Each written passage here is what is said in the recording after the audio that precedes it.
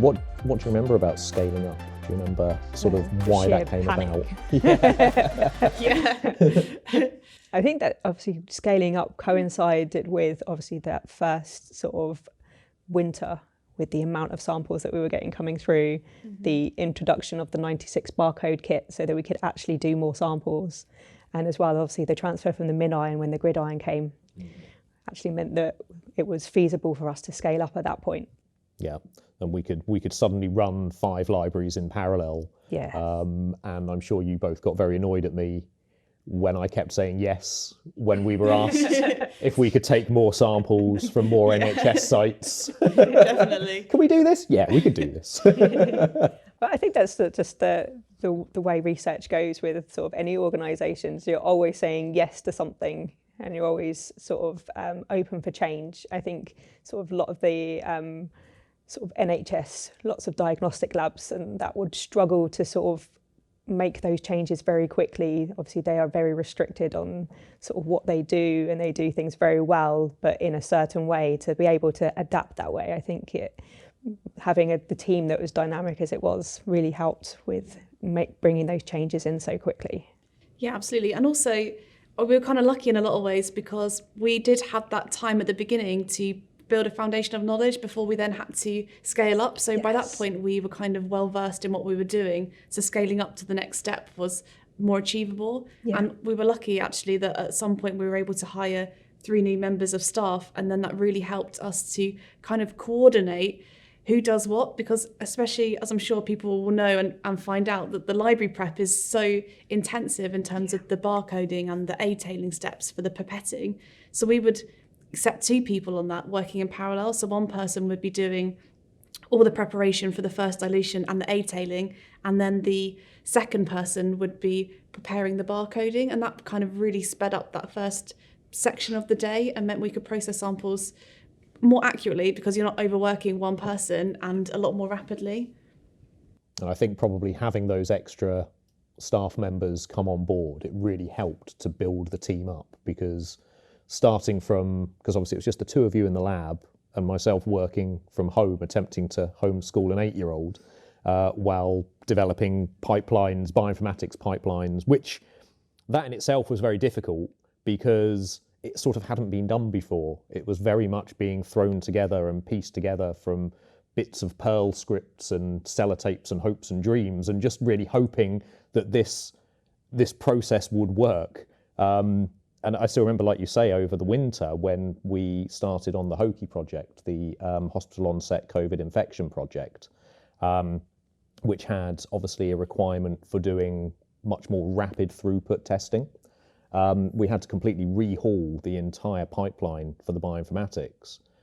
But nowadays, as time has gone on, companies and other people have developed very, very robust pipelines for doing those analyses, which makes it far more straightforward and far easier to do at high levels, whereas we were trying to do it very much trying to build the plane while we were build the wings while we were flying the plane. Yeah, I think that was a lot of the process. Again, sort of as the protocol, you use the protocol more often, you understand that there's areas where we could change things and make things better, but you could only do that and run those while you're still running all the samples at the same time. So it's kind of that sort of same thing, that you're trying to make changes for the better while still running those samples at the same time. So you're doubling your work when you're trying to make those small changes. Yeah, but I think as well, you're right. You know, every time we ran an experiment, we learned something and we made a change for the next experiment. So we were always finessing and fine tuning and finding a little thing that we could do to save one piece of time. You know, even for the dilution step at the beginning, instead of we would put all of the nuclease-free water in a reagent reservoir and use the multi-channel to dispense, to kind of save all that pipetting, 45 microliters 96 times or whatever it was, and creating these really comprehensive tick sheets for the protocol so we could easily follow where we were at as we were going along and not to get lost. And it really was a stepwise process, wasn't it, in improvements as things went on. So every time we made a mistake, and mistakes happened a lot, and issues happened with runs, And obviously, being clinical samples, we had to make sure that the data coming out was accurate. So if we had issues with contamination, anything like that, we just had to start again, fix the problem, and get it right. And we really did develop those processes for improving it by getting it wrong. Yeah, we did make There a lot was of a lot of mistakes. that. Especially in the beginning. Yeah, it was so hard, absolutely. you know. I mean, you'd had done a bit of, you had some experience sequencing before, but not with nanopore. Yeah. I hadn't sequenced before. So we really were learning as we went. And yeah, okay, some of those lessons came the hard way, but actually I think as long as you're taking on board the lessons learned and changing for your next experiments, then it doesn't matter too much because it's going to happen. Yeah, I think sort of those things as well is that the things that you kind of forget, like lot numbers of everything else when we were working through trying to work back when your records aren't very good.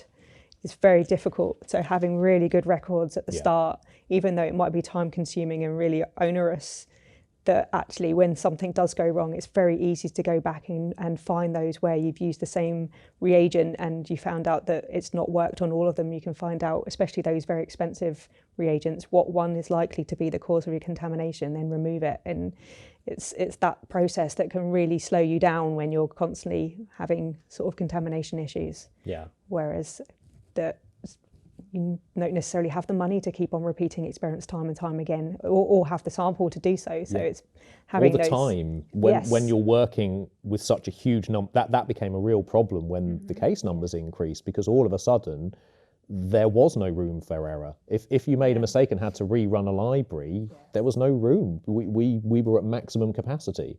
So trying to fit everything in, we really had to work hard to make sure that those problems did not occur in the first place. And you're right, the record keeping and things like using single use aliquots, taking the time ahead of time to make sure that those errors don't happen will take time in the first instance, but save you a lot of time in the long run. Definitely saw that when we started doing the high throughput, because by the time you realise there's a mistake, you're 3 or 4 experiments down. And so there's that chance then you're going to have to go and repeat, and you don't want to have to turn around and say, oh, we need to stop everything now and think about where those problems are, because you can't continue knowing there's an issue, but you still need to continue because the samples are coming in and they're racking up and there's thousands of samples that are outstanding in the freezer and they're not going away. And particularly with the Hoki project, where turnaround time was key. And I think we did really well with Hoki in returning the reports within that time frame with only a few cases, because we ran much. So most of the throughput that we got was through use of the 96 barcode kit, so that we could run lots of samples on a single run and have them all running in parallel. But with Hoki, because we needed that turnaround, we had to do much smaller runs. So I think we normally did maximum of about 20 samples per run. So all of a sudden, again, if you have to repeat that from scratch, that's another day on top of the turnaround time. So we had to limit that where we could.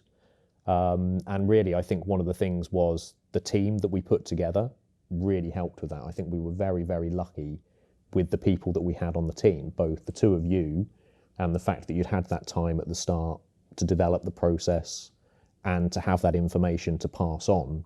And the 3 other members of the team, Kate, Salman and Chris, you know, they were really keen and really quick to pick up the lessons that were being taught to them.